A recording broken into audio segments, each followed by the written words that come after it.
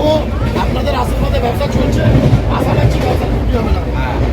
না না ভালো, দেখলাম তো ভালো মাল। খারাপ ড্রেসে ব্যবসা করবো না, খারাপ ড্রেসে ব্যবসা করবো না। একটু ভিডিও করলাম। কাকু একটা কথা বলবো, আপনি আজকে মানলে যান, বন্ধু এত খুশি হবে সারাটাই মনে রাখবে কাকু। 100 বার আপনি যা খুশি নিন, কেনাকাটা আপনার ব্যক্তিগত ব্যাপার। হ্যাঁ ঠিক আছে, বলবেই না কিছু। কাকিমা কার জন্য মাল নিবে? ওটা নিমকি, এটা মদন, এটা কাজু বিস্কুট, এটা গোজা।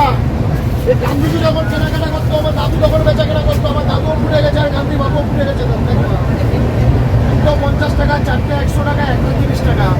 বুদ্ধবাবু যখন কেনাকাটা করেছিল, আমার বাবা এসেছিল, আমার বাবা উঠেছিল মাস্টার ঘুরে ভাবলে হবে কাকিমা, আমাকে পাঁচের কোনো ঘর করিয়ে কাকিমা। আমার বেশি টাকা লাগে না, প্রতিদিন 5,000, মাসে 1.5 লাখ টাকা হলেই হবে।